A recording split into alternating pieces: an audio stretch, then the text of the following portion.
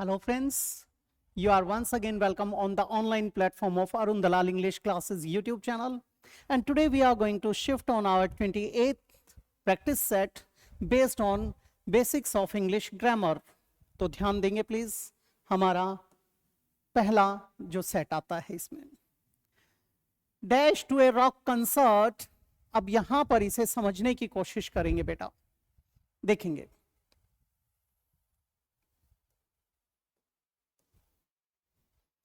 Dash to a rock concert. Concert क्या होता है? जो संगीत का समागम होता है उसे कहते हैं कंसर्ट. ठीक है. एक होता है कॉन्सर्ट, CONSORT. एक जब कभी भी किसी के पति या पत्नी के बारे में जानकारी लेनी होती है तो हम कहते हैं स्पाउस. स्पाउस. आप फॉर्म फिल करते हैं तो आपसे पूछा जाता है आपके स्पाउस का नाम बताओ. अगर आप लड़के हैं तो अपनी वाइफ का नाम बता देंगे, अगर आप लड़की हैं तो अपने हस्बैंड का नाम बता देंगे. वो क्या होता है? स्पाउस. लेकिन राजा या रानी पति पत्नी होते हैं, उनके लिए बोला जाता है कंसर्ट. ये राजा या रानी पति पत्नी, और ये क्या था? संगीत का जो समागम होता है उसे कहते हैं म्यूजिकल कंसर्ट. अब dash you to were you ever गो.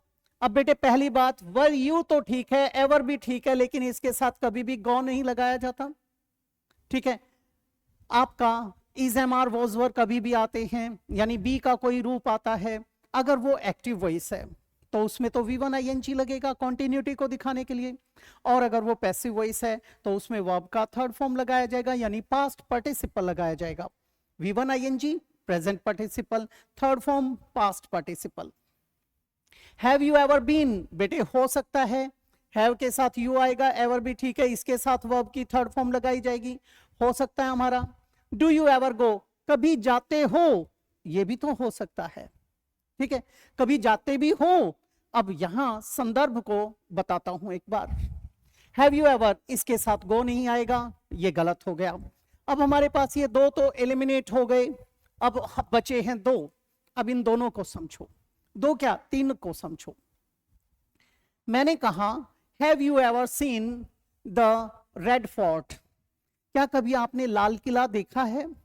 यानी जन्म से लेकर अब तक की बात की गई है तो हैव यू एवर सीन. ठीक है. दूसरी बात, आप दिल्ली में रहते थे और उस समय के दौरान क्या कभी आपने लाल किला देखा? तो मैं पूछूंगा did you ever see the red fort when you lived in Delhi. वहां पर क्या लगाया? डिड का प्रयोग किया हमने. तीसरी बात, कभी देखते भी हो, कभी ध्यान भी देते हो, do you ever pay attention to your parents. तो यहां पर उसकी आदत की बात की जा रही है, तो यहां पर ये आदत वाला तो गलत हो जाएगा. हम क्या लगा देंगे? हैव यू एवर बीन, ये बन जाएगा. अगला है बेटे I dash the champion last week. बेटे जिस सेंटेंस के अंदर पास्ट टाइम रेफरेंस आ जाए, ago, long ago, very early in life, कई बार कहते हो once there was a time, तो वो पास्ट की बात करते हैं. तो यहां पर आया जैसे लास्ट वीक, तो हम क्या लगाएंगे? पास्ट इंडेफिनिट टेंस का प्रयोग करते हैं. आई सॉ हो सकता है, हैव सीन गलत हो गया, सी गलत हो गया, सीन अकेला आ नहीं सकता. क्या आ जाएगा बेटे? I saw. अच्छा, सॉ के तीन मतलब होते हैं, सी सॉ सीन. अब यहां तो ये सॉ क्या बन गया? आपका वर्ब का सेकंड फॉर्म बन गया, यानी पास्ट टेंस बन गया, देखने के लिए, देखा. दूसरी बात, सॉ इसका मतलब होता है चीरना, जब इसे वर्ब के रूप में यूज करते हो. चीरना, आपके लकड़ियां काटी जाती हैं, उनकी जो बड़ी बड़ी आरियां होती हैं, वहां पर चीरने का जो काम चलता है उसको क्या कहते हैं? सॉ. दूसरा, नाउन बनाएंगे तो वो आरा बन जाएगा. अगला है I love rock and roll, I dash it all my life. अब बेटे आई एम लाइकिंग तो हो नहीं सकता. ठीक है, क्योंकि ये वो वर्ब्स हैं जिनका प्रयोग ING में नहीं किया जाता, मीनिंग चेंज हो जाएगा पूरी तरह से, गलत हो गया. I like it all my life, पसंद करता हूं, ये गलत हो जाएगा. लाइकिंग अकेला आ नहीं सकता. आई हैव लाइक्ड, मैंने हमेशा से पसंद किया है, पूरा जीवन पसंद किया है. क्या? रॉक एंड रोल, यानी वो मुझे पसंद है. लव, आपने मां से कहा मॉम आई लव यू, यहां क्या है, प्यार करने के लिए।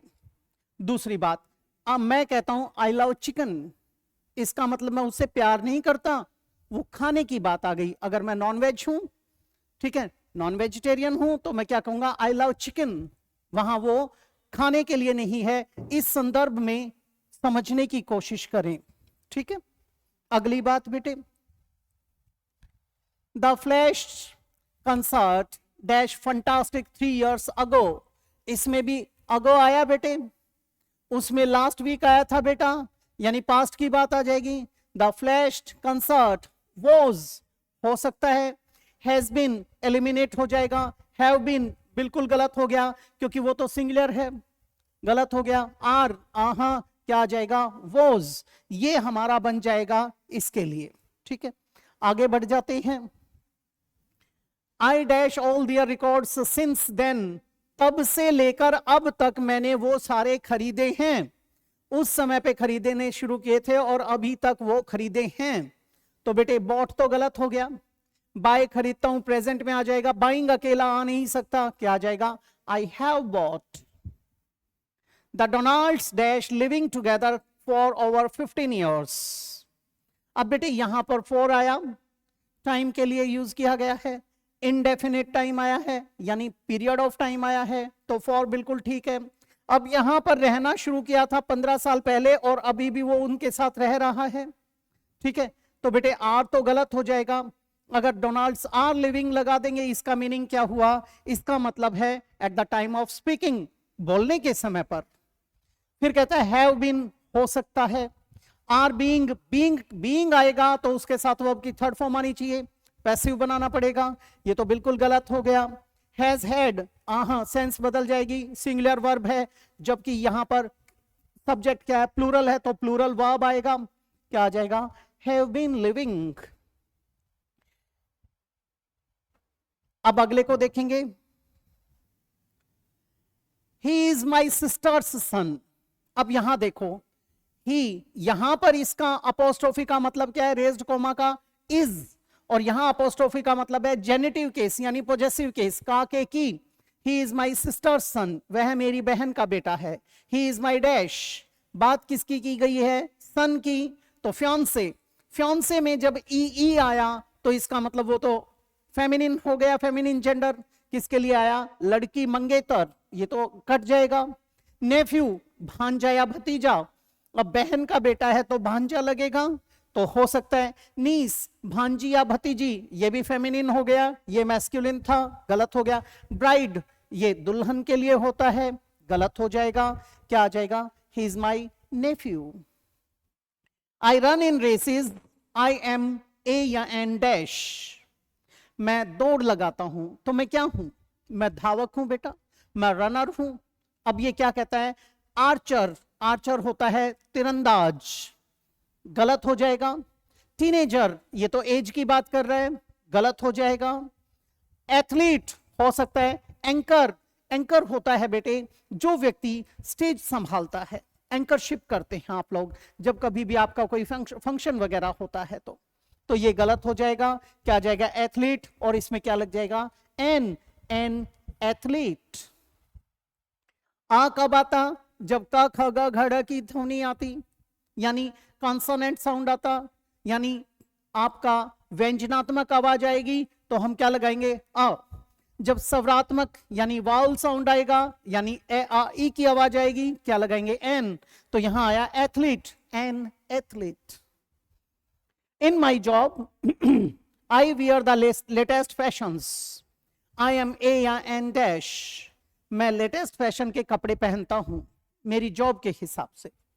एक्टर, क्या है वो, एक्टर हो भी सकता है, नहीं भी हो सकता है। प्रोफेसर एलिमिनेट हो जाएगा। होस्ट, मेजबान, हो भी सकता है, नहीं भी हो सकता, चांसेस कम है। मॉडल, सबसे बढ़िया है, क्या आ जाएगा, मॉडल, वो मॉडल है, मॉडलिंग करता है तो लेटेस्ट फैशन के कपड़े पहनेगा। मॉडल नहीं होता तो हम एक्टर की तरफ जाते हैं, क्योंकि जो एक्टर्स और एक्ट्रेसेस होते हैं ये भी एक तरीके से लेटेस्ट फैशन जो होता है आपके ड्रेसिंग स्टाइल का उसको प्रमोट करते हैं, इंट्रोड्यूस करा देते हैं। अगला आया बेटे, I serve you drinks on a plane, I am a dash. अब बेटे जो प्लेन के अंदर आपको ड्रिंक्स आदि सर्व करते हैं, सर्वेंट, सर्वेंट नौकर होता है, घरों में सर्वेंट और मेड्स होते हैं, इनअप्रोप्रिएट हो जाएगा, गलत हो गया। फ्लाइट अटेंडेंट हो सकता है, यानी स्टुअर्ड या स्टुअर्डेस हो सकता है।